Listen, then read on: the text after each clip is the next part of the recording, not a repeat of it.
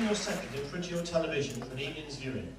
Then imagine how irritating it would be if your TV developed a fault and kept switching stations. So that no sooner had you started watching a car show presenter, it was interrupted by a political commentator, a programme on nature, a TV chef. Changing Channels from 2012, or as we called it that, but it was actually called a mixed programme. Probably one of my favourite sketches I've ever been in. Good evening and welcome. On tonight's show we'll be test driving the Prime Minister's wife and asking her what it's like being married to an ass. Asses are different from donkeys due to the size of their eggs. Add these to the flour and milk, then for an extra kick, add 2 tablespoons of very liquid. put the mixture in the oven. Mainly because I got to be stupid, which kind of I am most of the time, and I just had fun with it. I got to watch all the different adverts and learn what they said and how they did it, and get props and costumes to match them, and I just had so much fun with it.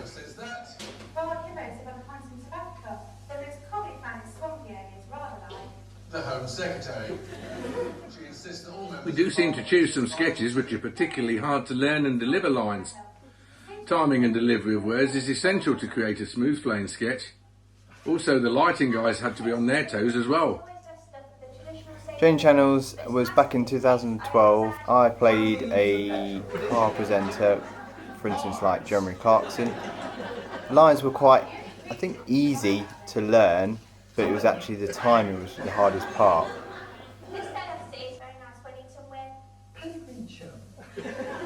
I thought that I wouldn't have too much trouble with having to fluently learn all my lines, because I would be able to conceal my script so that it actually appeared that I was reading my political commentator's notes.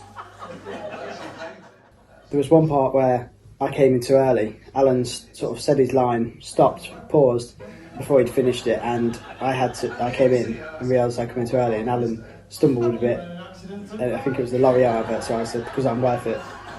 And it made it funnier because I didn't even have the wig, because the actual stage crew couldn't find the wig from the previous show. The sketch was written by Sandy on the back of the first Changing Channels we actually did. When he actually decided he wasn't going to be in it, he just sort of produced it, and it was an amazing script. It was so funny. Even though I wrote this sketch, I wasn't actually in it. I produced it, which is a lot harder than it sounds. Rehearsals, I was the one that had to keep a straight face throughout and drill it home to them and make them do it again and again until they no longer found it funny, which was very hard to do. former ministers of state. They want to change the country, but most of the time they're not even able to change from first to second gear.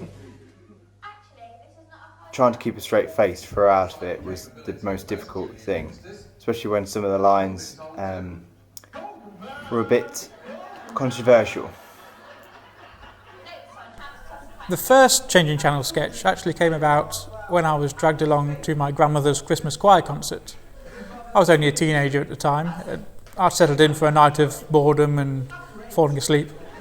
But after the first few choral pieces, they did this sketch, and I thought it was hilarious. My ears pricked up, knowing that within a few months' time it would be time for a Sticks and Tony show. So I heard this, I laughed. I was trying to remember all the jokes, all the punchlines throughout the first and the second halves. I was just trying to remember them, because back then I had no phone to take notes on or anything. We rushed home. I went straight into my room and started writing what I could remember. These lines took me another day or so to remember everything. The next day I did go and see my gran. I said, that sketch was brilliant last night. I think I've got it all written down. And she reached into her bag and just pulled out a script for me. I'm not exactly sure which, but I did either forget my words or the exact time to say my words. And because we were plunged into darkness until it was our turn to speak, I'd been unable to follow where I was on the script. When the spotlight was put on me, I couldn't immediately find where I was, and you can hear me babbling and muttering while I could see and find my place again. I suppose that was judgment for not comprehensively learning my lines, but the audience did find it amusing anyway. It was really hard in a way because you had to learn the lines before yours so you could remember what was next, but also I had the added thing of props, so I had to make sure I got the right prop at the right time. That made it a bit harder. The funniest line to me in the sketch is Polly's, the TV chef's response to me saying, "We now go live to America where the president is holding his..."